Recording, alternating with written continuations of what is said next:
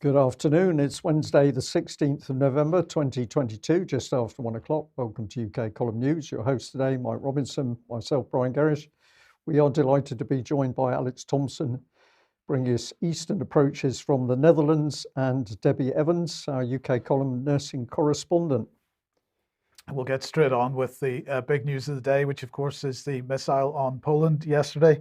This is CNN this morning. World leaders hold emergency meeting as Russian-made missile kills 2 in Poland. So the media this morning still doubling down on this idea that it was Russian.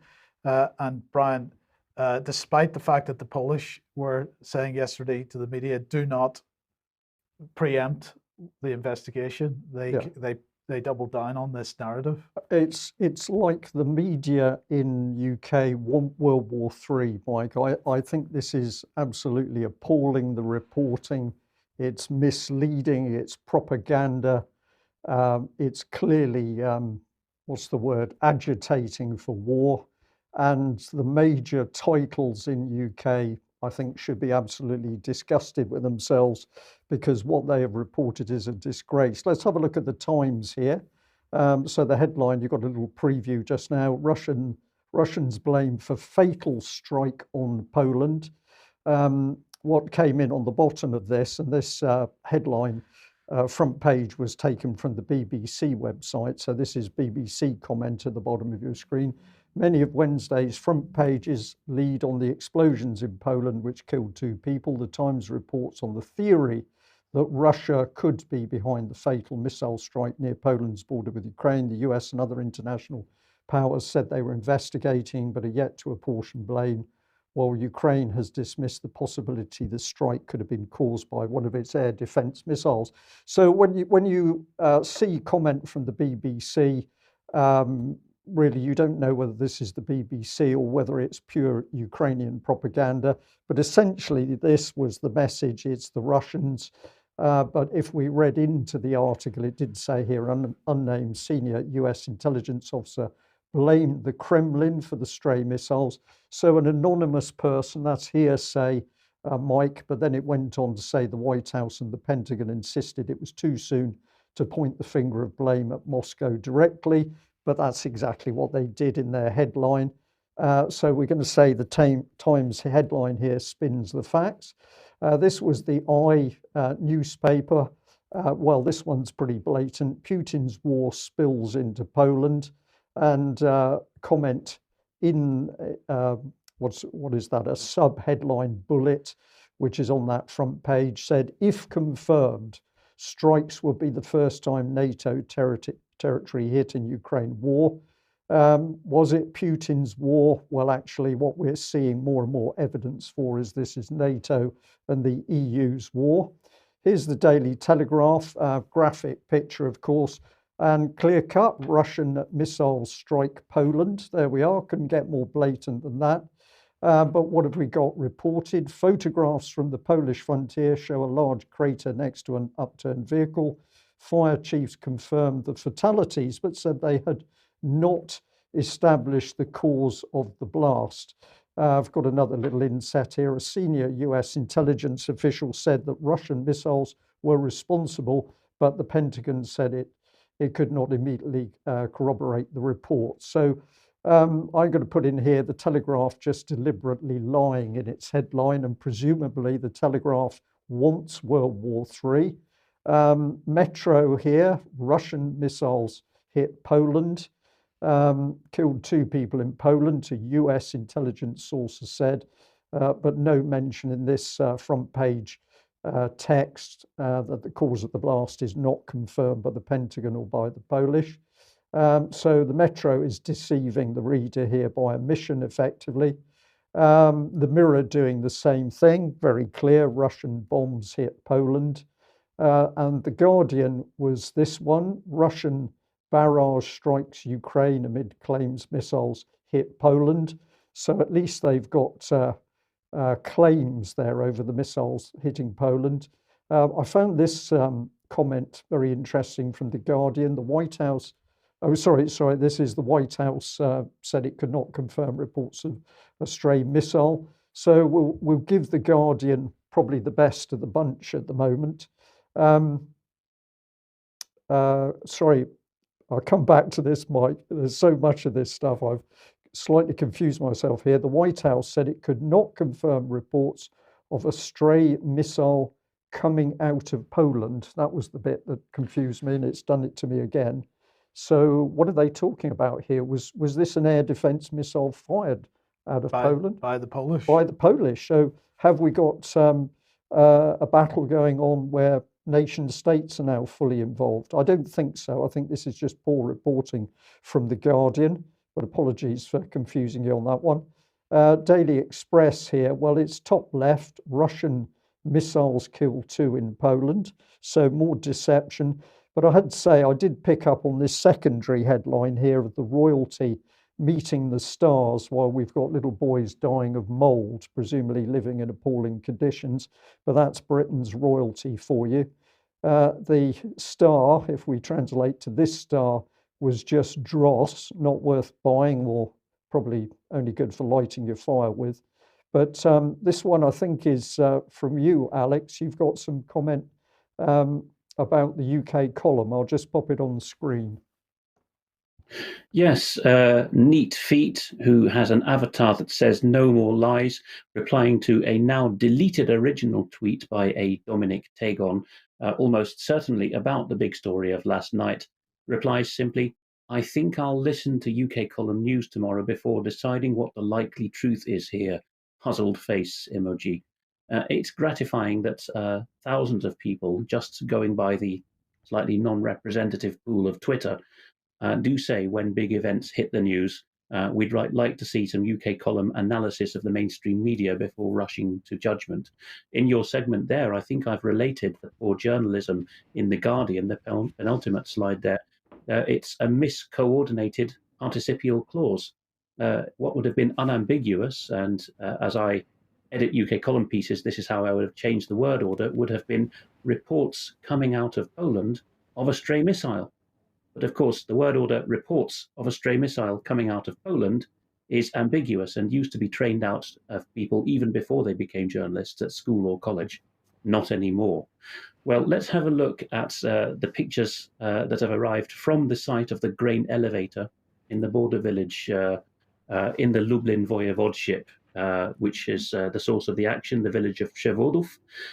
We can see it's, I'm not by any stretch of the imagination a military gadgets and kit expert, but I understand it is safe to say that this is a fragment of an S-300 missile that's been downed just over the Ukrainian border, a short walk from the border.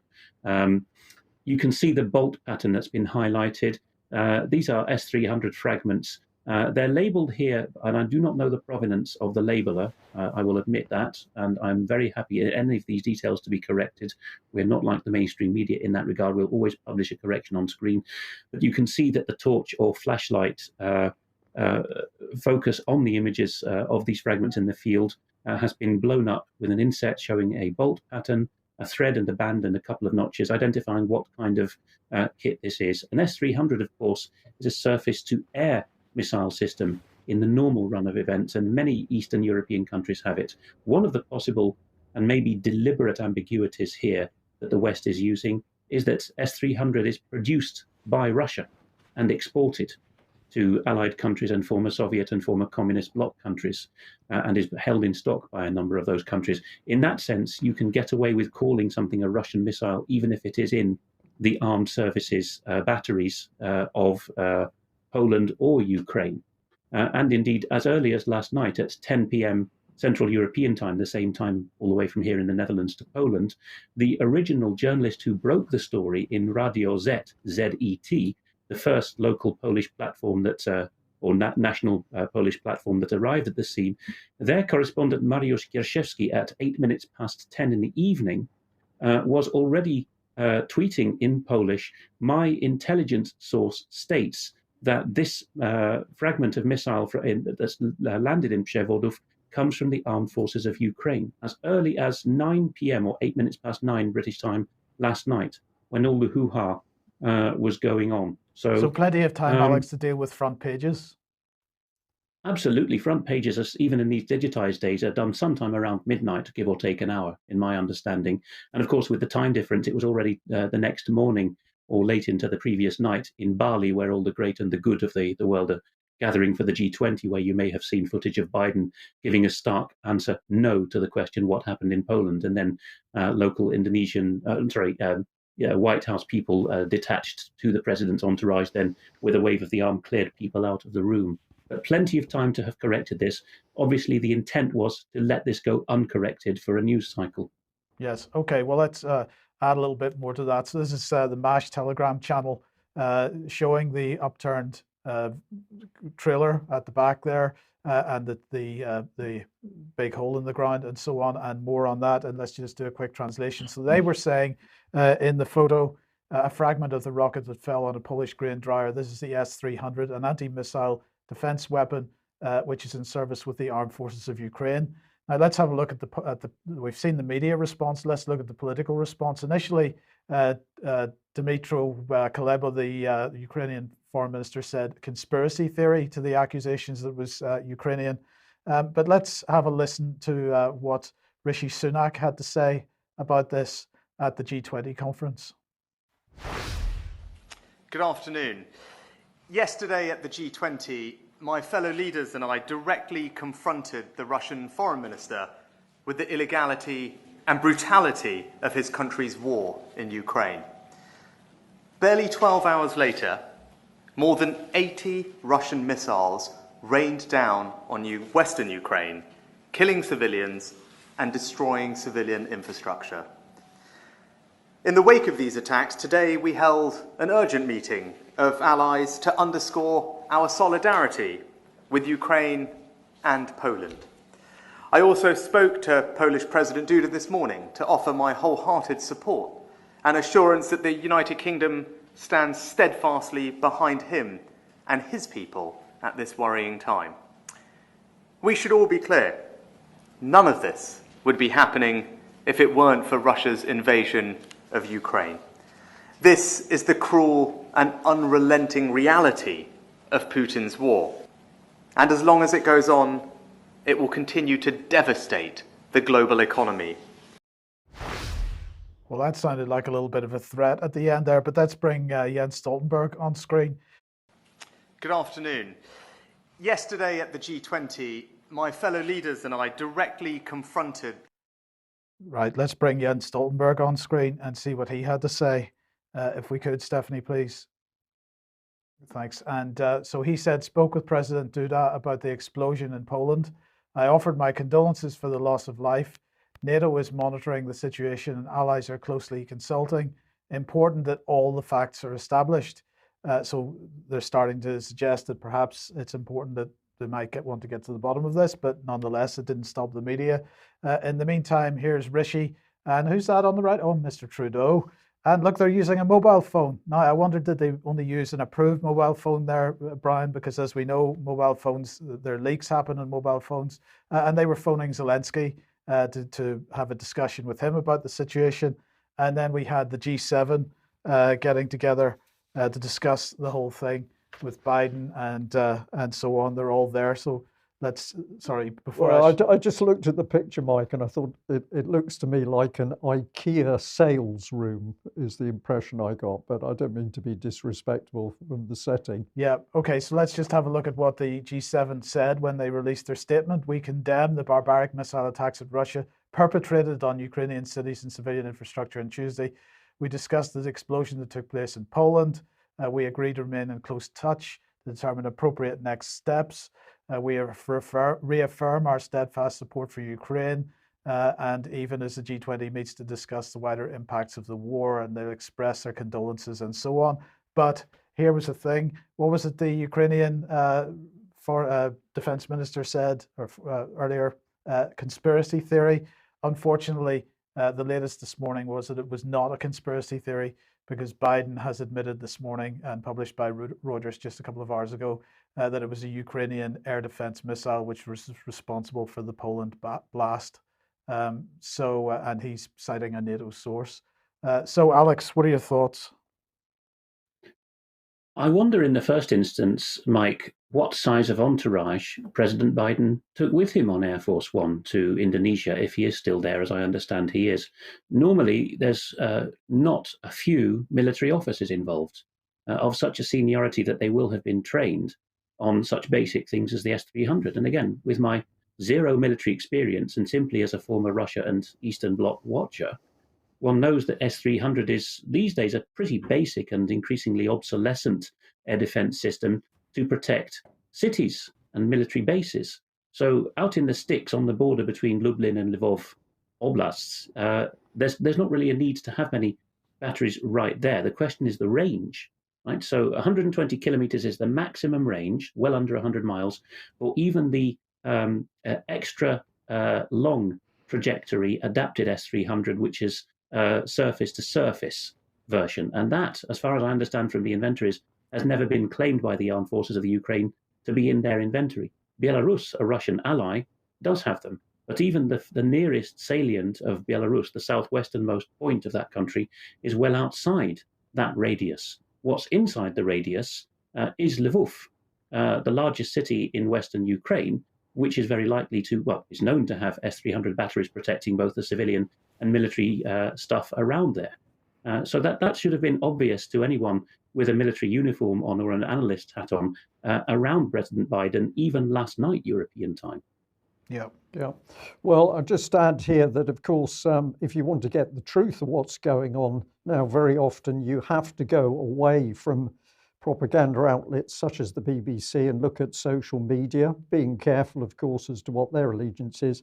But I just wanted to say here that this morning at 10:03, this pro-Russian Twitter platform came out with the news. Biden informs NATO and G7 that the explosion in Poland was caused by Ukrainian air defense missile.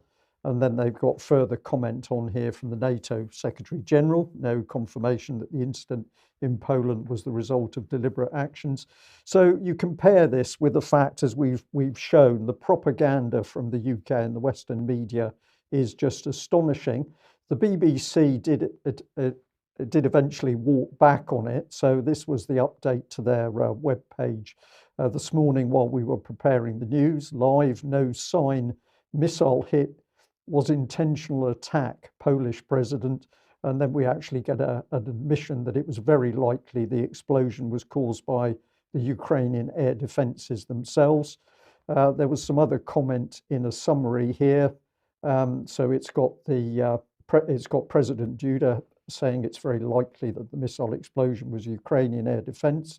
It's got your Jens Stoltenberg comment there, Mike, as well. So the BBC did pick up on it, but of course, this was a very minor step back from the fact that we had Western media effectively calling for war, because who was at the forefront? Well, it's Zelensky. He was quoted in the Telegraph report that we've shown the headlines on screen. He said this: to fire missiles at NATO territory, this is a Russian missile attack on collective security. This is a very significant escalation.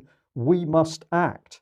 So this, Alex, this comedian is standing up. He is lying about what's actually happened, and he's trying to drag NATO into a full-blown war. How dangerous do you want to get in this situation with this idiot? I know that sometimes you're gently ribbed by our viewers, Brian, for saying dangerous a lot, but a lot of things are dangerous. And look, you've put the extra banner line on your slide, the dangerous comedian calling for World War III.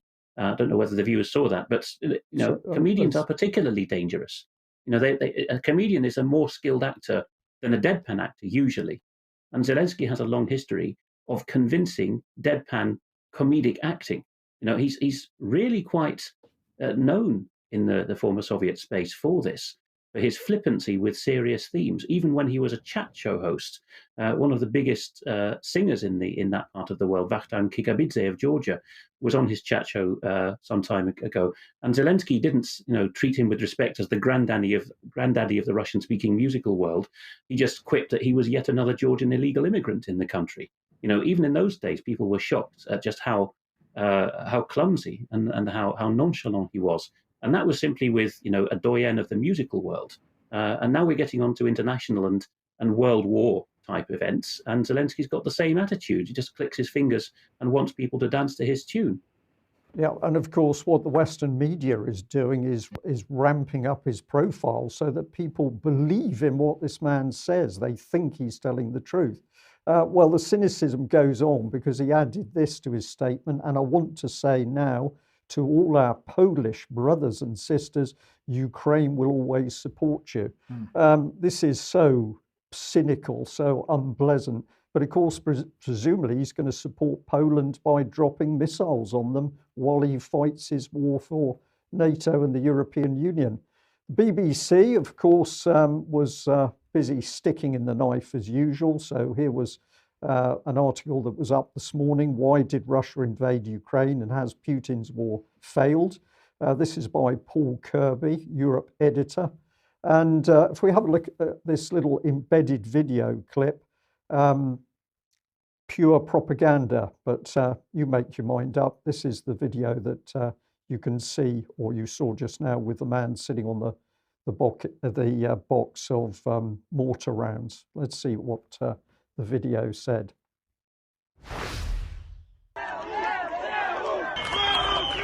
Слава Україні! We are almost fully in control of Kherson city. Всего выведено свыше 30 тысяч российских военнослужащих, около 5 тысяч единиц вооружения и военной техники, а также материальное имущество.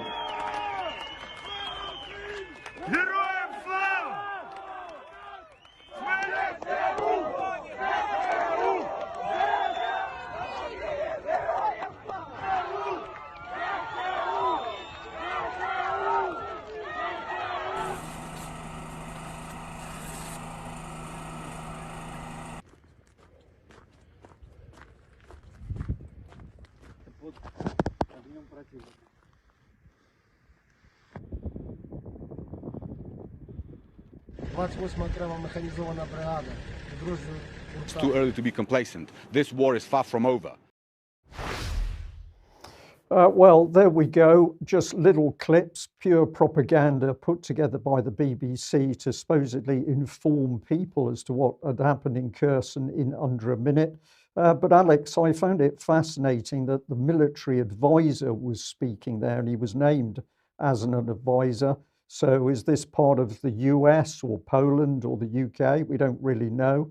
But the last bit I thought was truly incredible, that the BBC pretending that it didn't know that the Russians had destroyed the Antonovsky Bridge in their retreat, but the BBC was still investigating. This reporting is simply no longer credible by the BBC, and that particular journalist, Paul Kirby, I think should be disgusted with his efforts.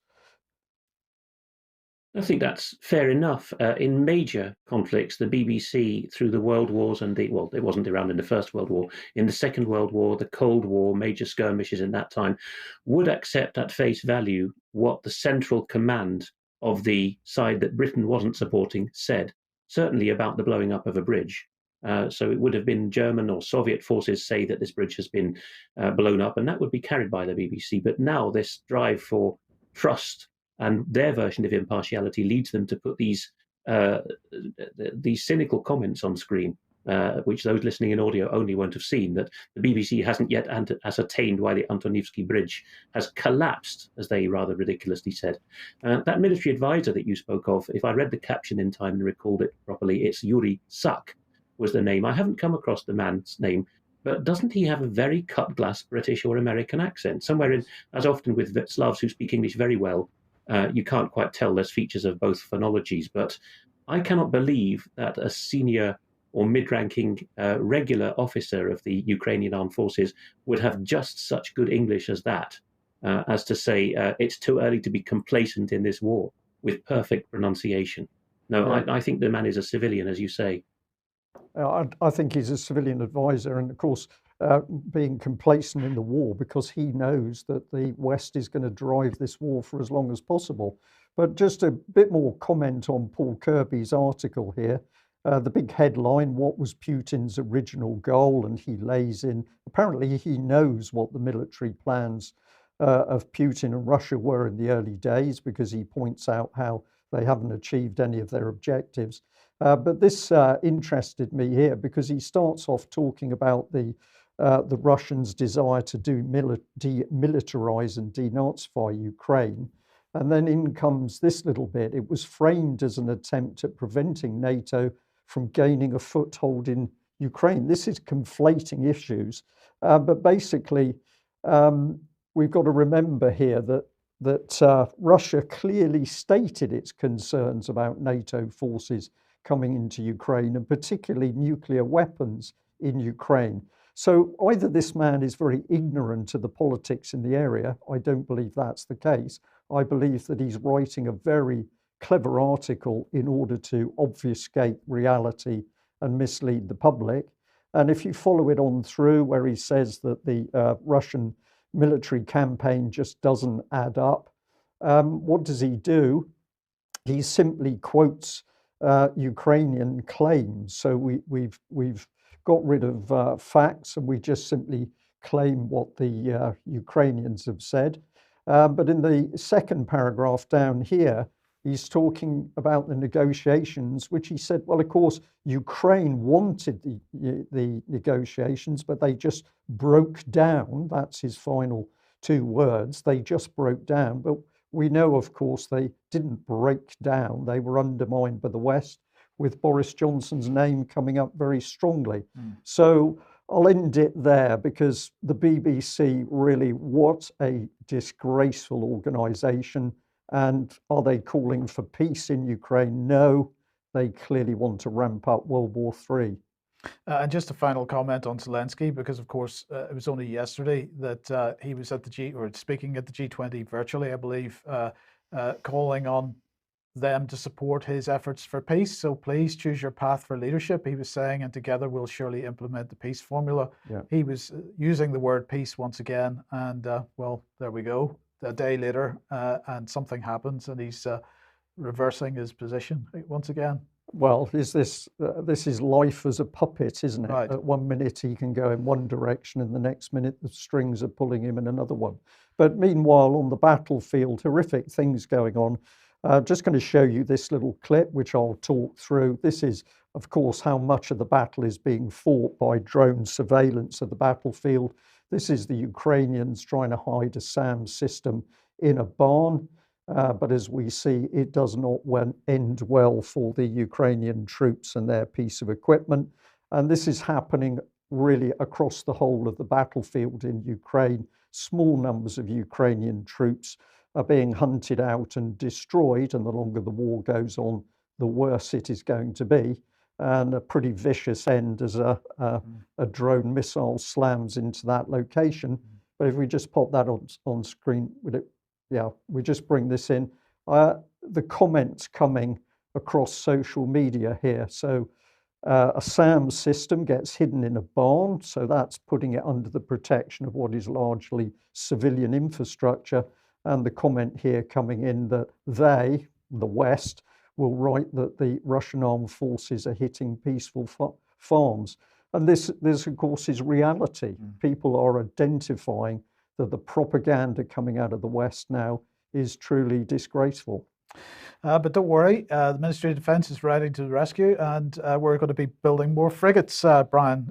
So £4.2 billion contract going to BAE Systems, Govan and Scottstown in Glasgow, or near Glasgow, obviously. And these are going to be leading the anti-submarine warfare capability of the Royal Navy. So we've got HMS Birmingham, HMS Sheffield, HMS Newcastle, HMS Edinburgh, and HMS London are going to join the first three T-26 frigates already in build. That's HMS Glasgow, HMS Cardiff, and HMS Belfast. So there we go. They're going to replace the Type 23s, and I'm sure they will be able to sail in warm water. Well, we hope so, Mike. Now, EU defence, and of course, a few weeks ago, while Liz Truss was still Prime Minister, she went off to Prague, I believe this was, and was signing us up to PESCO. That got some response from some people, but not very much. It was quite muted, largely. Well, the EU has now confirmed that the UK is being invited to join PESCO, and particularly the military mobility project. And so this is Joseph Borrell this morning saying the PESCO project, military mobility led by the Netherlands, provides the right platform after the US, Canada, and Norway joined last year. The UK's participation is another proof of the importance of this project. So, Alex, just briefly, your comments on that, because that is really quite a development. It is. Veterans groups have been putting together briefing sheets on this. Some of the free media is talking about it. None of the commentators in even the most skeptical of the mainstream titles that I have seen yet. But for those new to UK Column, we have a 5-year backstory on reporting on this. And the key thing, particularly when you come to this part of PESCO, military mobility, is the Union of Defence Industries, the investors in defence industries. And throughout the 20th century, they have been in the City of London and in Manhattan, and they have had a huge interest in both world wars and the peace settlements that followed both of those world wars and the rearmaments.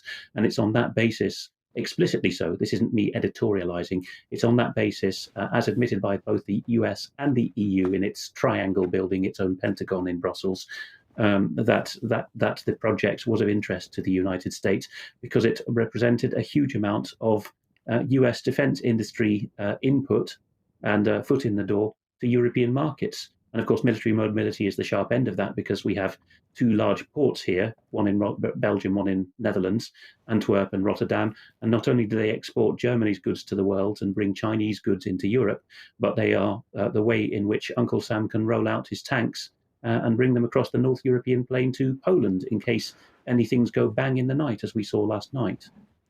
Indeed. Okay, well, we've been focusing this morning on the media and their activities to foment war. Let's look at some more efforts here. So this is a pinned tweet from the British government, UK and Solomon Islands. This is the Solomon Islands embassy, if you like. Amazing start to our BBC Media Action partnership with News SIBC and this week with first training session for SIBC journalists, radio presenters and programmers. So BBC Action already in the South Atlantic, or at least the South Pacific, I should say. Let's have a look at the map. This is where the Solomon Islands are. Now, why is this important? Well, if we look at what Sergei Lavrov was saying just a few days ago, NATO is pushing the militarization of this region, talking about the South Pacific, clearly aimed at containing China and limiting Russian interests in the region.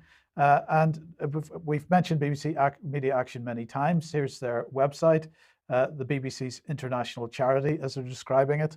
And we've got to remember that if we remind ourselves of Juliet Harkin's quote from a few years ago, we, BBC Media Action, worked in 2004 with individuals within the Syrian ministry who wanted change and tried to get them to be the drivers of that. All media development work that's been done in Syria has, in my opinion, been predicated on the idea that there can be change from within. You have an authoritarian regime and you find who the reformers are within that and you work with them. Now, I'm not suggesting that BBC Media Action is making some kind of effort at regime change in the Solomon Islands, but if what you're attempting to do is to change the minds of people, of inhabitants in the region through the media, then you've got to train the media in your way of doing things. My point here is that Juliet Harkin was talking about BBC Media Action starting projects in Syria in 2004, which then led to a positive media environment for what happened from 2011 onwards. And therefore, and of course, the Western media promoting the Syrian war as much as they possibly could.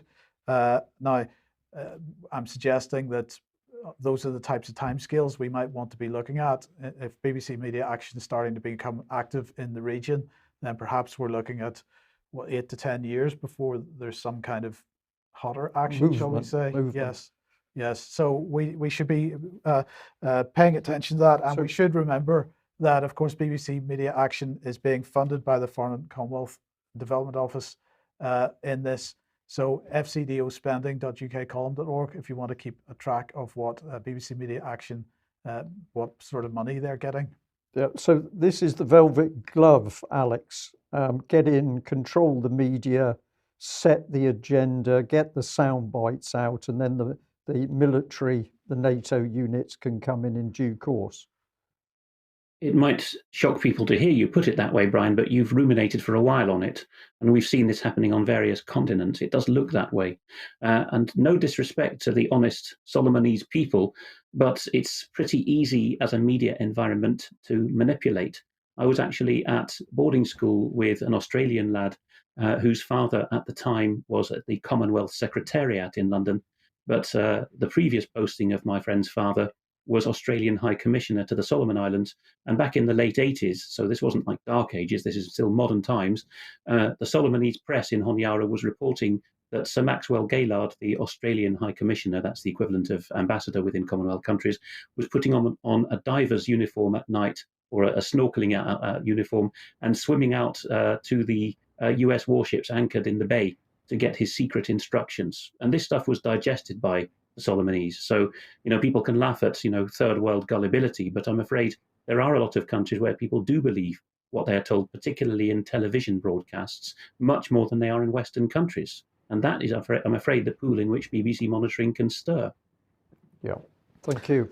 Okay, if you like what the UK column does, you would like to support us, then please head over to community.ukcolumn.org. There are options to help us out there.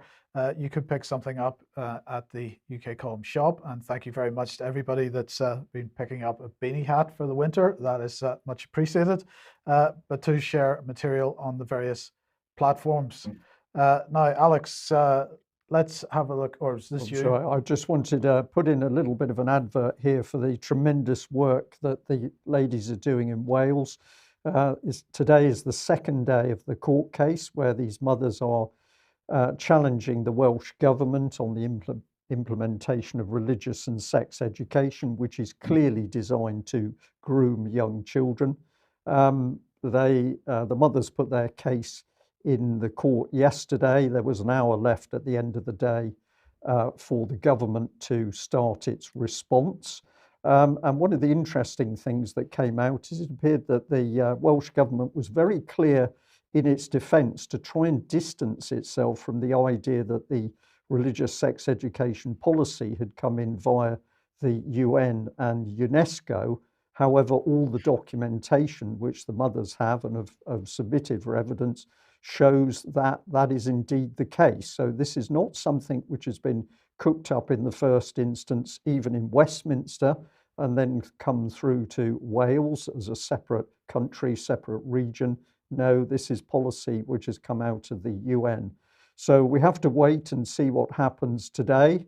But I want to say absolute tremendous effort by those Welsh mothers, and well done to everybody who's managed to get to the court case in order to support them today. Okay, Alex, first thing you want to do, I think, is to highlight where people can see comment pieces that are on the UK Column website. Yes, with the welcome increase in tempo of our written content, people are used to glancing at the first screen at the top of the homepage when they visit that, one hopes, every day. And perhaps they may be going to the very bottom to see the ticker tape feed of, or the churn of stories we're watching, which is third-party articles. But just above that, in an area of the homepage people might just not glance at very much, is comment, where we contain the blogs. If people write opinion pieces, often if they're not in the profession in question, but even if they are, and the piece tends towards more opinion than a hard fact, we put that in the comment section. So do make sure that you view things there. And you will see that the Debi Evans blog in the middle of that screen will be refreshed, by the way, later today. But we have a new icon for that, which Debbie is very pleased about. So it has an image.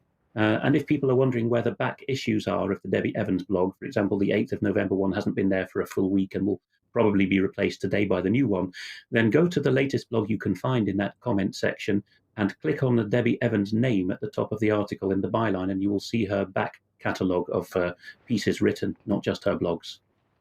Okay, now let's come on to Dutch farmers, Alex.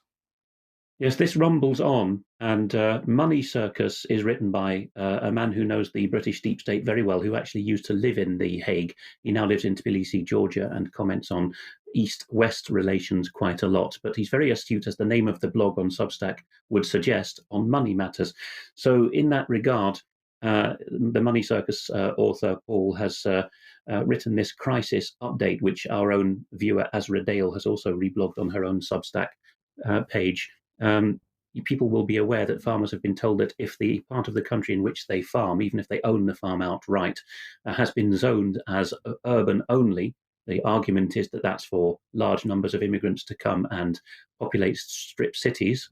But be that as it may, if that's been zoned, then farmers are told you must move to a different part of the country, change how you farm and how you sell your products, or you must sell up in a compulsory purchase or eminent domain, as it would be called in the States.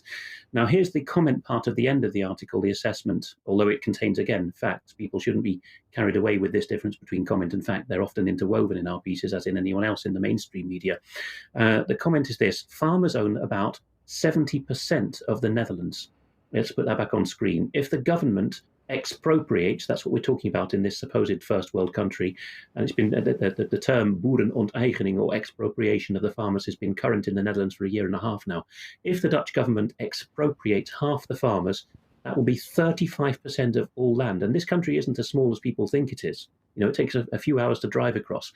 This kind of influence and ambition, says Money Circus, suggests that those behind it have immense wealth and power, desiring for whatever reason to direct and gaslight our minds. 6 non-governmental organizations push the policy of expropriation, says the documentary maker James Patrick. The Agricultural Bank, and that's the supreme irony, it was one of the world's only AAA-rated private retail banks, and it started off as a bunch of local building societies for farmers, but Rabobank has flipped totally and has told farmers that they may recall loans if farmers don't dance to the right tune. Rabobank may drive down the value of farmland by doing so, and it's now a centralized national bank, which it never was in the past, when the government will buy the land, handing it to the non-governmental organizations as the custodians. They get control of the land at public expense. It's stuff to make your spine tremble. Still in the Netherlands, we see that the junior minister, or Secretary of State, as the Dutch would call him in their nomenclature, Erik van den Burg, who is responsible for migration and asylum policy, when giving remarks to parliamentarians a couple of nights ago, as reported by the Volkskrant, is saying, I will probably not have to oblige the municipalities to take their fair share. So there is a dispersal policy, much as we've been hearing from David, and it's not the first time we've had dispersal policies of migrants to Scotland. There was a big problem with Kurds in Glasgow 15, 20 years ago. That is being replicated now, but the Dutch are doing it through incentives, and they're telling the 12 provinces that they will cascade down to the over 300 municipalities in the country, both sticks and carrots, to make them pretty much all volunteer to house migrants. Maybe some will end up in hotels, although the Dutch prefer these asylum seeker centres. As we have Debbie on today, and she'll be talking a lot about the British pharmaceutical regulator, or enabler, the MHRA, it's worth mentioning that their Swiss equivalent body, Swissmedic, has now a criminal complaint filed against it. The people behind that legal action have a website at coronacomplaint.ch/criminal-complaint, and you can see that using a good online translation service, DeepL, which is better than Google Translate, they have provided in 6 European languages various things on their website, the documents they've put into the court, and those who speak German can also watch the proceedings or the press conference about the launch of the proceedings in Zurich. Also brought to my notice just a couple of days ago, and a question for viewers really to look into this carefully, the World Health Organization has now sent to its European region, which is Greater Europe really, all the way out to Azerbaijan, the detail on what to do about what Tedros famously called the infodemic that was worse than the pandemic. The document is called Implementation Guidance for Advancing Infodemic Management in Risk Communication and Community Engagement in the World Health Organization European region. And just one of the definitions in that document is this: disinformation is similar to misinformation, but with a specific, often political agenda. Disinformation includes incorrect, misleading, or misattributed information. That's 3 ways to get you. But it can also include real information. What's the sin here? Real information that is artificially amplified is the buzzword of the decade, with harmful intent. And that is what they're calling malinformation. And it may contain manipulation of individuals' behavior. Of course, when governments do it, it's called nudging to improve outcomes. So in the next paragraph, we read that The messages and images used in disinformation, they're talking about the likes of UK Column, are often real or truthful, but here's the sin, they're used out of context, they're mislabeled, or they're amplified, a word no one seems to be able to define in the media, to create emotive responses and affect behavior. Gentlemen, I've never heard of information that's put out with no intent to affect behavior or emotion. Have you? Well, that's that's the whole point of communicating, isn't it? You don't normally communicate with somebody so that there's a stunning silence and nothing happens. At the minimum you hope for is a response. But what I pick up from that segment there is the detail of language that they're using around techniques of applied behavioral psychology.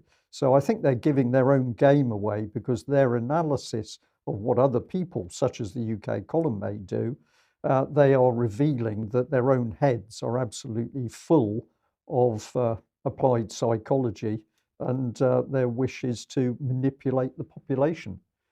Yeah, Alex, just briefly on these two, if we could. These are articles, so they're at the top of the homepage at the moment, or you can find them in the topics, from the topics menu, from the justice section, and also on the homepage. Charles Mallet, who's become a regular policing commentator for us, has written this. This is not Charles posing. This is a good old-fashioned British Bobby in the days when the tea and cakes were served to the visiting Bobbies. The piece is called "The Police Are Not the Public, and the Public Are Not the Police." And as he, I think, will often be doing, he's embedded in it an audio comment at the top. There's a standalone audio comment on Just Stop Oil, the M25 arrest of the press, which should be up either today or tomorrow on the website. In researching this, I found that the Policing Courts Crime and Sentencing Bill, if I've got the order of that title right, the new horror bill that's just passed that criminalizes protest, has a section 60. We'll put it on the screen for just a couple of seconds. We won't read any of it. But look, this is the statutory toe in the door now. This is the foothold by which the Secretary of State, who's responsible for policing, can tell police you're allowed to log non-crime hate incidents, which started its life, of course, really as a policy in police forces only. We also have, back to the opinion part of the website, lower down, we have Greg Hopkinson, a retired surgeon who, of course, did a video interview with Brian not long ago. He's produced an opinion piece on the General Medical Council not being fit for purpose, in his opinion, because they don't even know whether the people that they relicensed in a hurry during the COVID crisis were fit to practice or not. And our own Debbie, who will be speaking to us in a moment, has this: scared of the National Health Service, an article that thumbnail images from US sources, but iatrogenic or doctor-caused death is, as far as I'm aware, cause of death number 3 in Britain and other Western countries as well. And this has got quite a lot of traction in social media, because a lot of people are scared of the NHS. And Debbie explores the reasons why in this piece. Okay, and we just also want to highlight this article entitled "The Day of the Skripal" by Tim Norman. And this, Alex, is a spectacular article. It's an extremely long read, and so we strongly suggest anybody wanting to read it does so on a laptop or a desktop PC, because mobile devices are struggling to cope with it. But nonetheless, it's worth the effort. Yes, I've got an actual image to illustrate why Tim Norman put this together. Those who know their 19th century fiction, and I'm not proud to say Lewis Carroll was an old rugbyian like me, because he also had a penchant for underage girls. But of course, he wrote these famous books, Alice in Wonderland and Through the Looking Glass. And one of his characters not memorably says it's entered the English idiomatic vocabulary. Sometimes I've believed as many as 6 impossible things before breakfast. Well, Tim Norman, in his, it equates to 200 pages of A4 if you print it out, so don't. In his chronology, he is simply telling us this is what the mainstream media, the BBC, and above all government sources and police sources would have you believe about the 24-hour period. So it's not 6 impossible things before breakfast, it's 10 impossible things before Sunday lunch, quite literally, in this piece. Here's my personal favorite extracts. We've got Gina Haspel at the CIA in the hastily deleted New York Times report saying that Trump choked over whatever he was drinking at the Oval Office as he was shown ducks and children, or sorry, just ducks that had keeled over because of the sloppy work of the GRU, because there's a duck feeding interlude in the Sunday afternoon of this day of the Skripal. We have the police showing the mother of some boys' CCTV footage of where the ducks are being fed together with Skripal. And they innocently fed the ducks, and now they've been caught up in this terrifying experience. And how did the Daily Mail report this? Putin's youngest victim, schoolboy 12, on how he was exposed to deadly poison after Russian spy Sergei Skripal gave him bread to feed ducks in Salisbury. A bit later in the piece, Laurie Bristow, who was Her Majesty's ambassador in Moscow at the time, gave a speech, and even the lack of a definite article is significant. Well done, Tim Norman. He said, there is no doubt that Novichok, with no article, was produced in Russia by the Russian state. He did not say the Novichok used on the attack on Skripal, if indeed it was Novichok rather than fentanyl, was produced in Russia by the Russian state. It's packed with such detail. You absolutely must read it. Yes, Alex, I think we shouldn't move on without clarifying your comment earlier on about Lewis Carroll. You weren't suggesting that he also liked underage teenage girls, also with respect to yourself. You were talking about Yes. Also with respect to other aspects of what he was doing in his life. As people have heard already, I don't like misrelated participles. So yes, he was an old rugbyian, but also somebody who had an untoward interest in children. So unfortunately, this is the way with a lot of our paragons of the author world behind the scenes. Yes, but the image that came to mind with Skripal as a whole is people might have seen the cartoon mocking what Scientologists believe in their secret material, and you remember that there was this flashing text on screen at one stage when the prehistoric cosmic war was going on. This is what Scientologists actually believe. Well, as you're reading the equivalent of 200 pages of A4 of Tim Norman's chronology of what the BBC and Porton Down told us, this is what the British state actually believes. Mm-hmm. Yes. Okay. Final slide then, which I think we should leave on a slightly lighter note. You've got two here. One is a bunch of commercial airliners, and the caption is "World Leaders on their way to another climate conference." I believe there were 400 business jets flew in for the COP27. But anyway, that's another thing. And then on the right, we've got maybe saying, remember the plague that wiped out the Amish because they didn't vaccinate their children. Yeah, me neither. So that sums it up. Yeah, we'd better end there. Alex, Debbie, thank you very much for joining us. A very big thank you to our audience, wherever you are in the world. Thank you to all the people who email us to thank us for what we do. It's a very big boost for all of us here in the UK column. And please share the material. And if you can support us by making a donation or taking out a membership with us, that is utterly brilliant. Our intention is to grow, and we're promising you some good news before Christmas. So help us make that happen. Back in a couple of minutes for extra. Okay, bye-bye.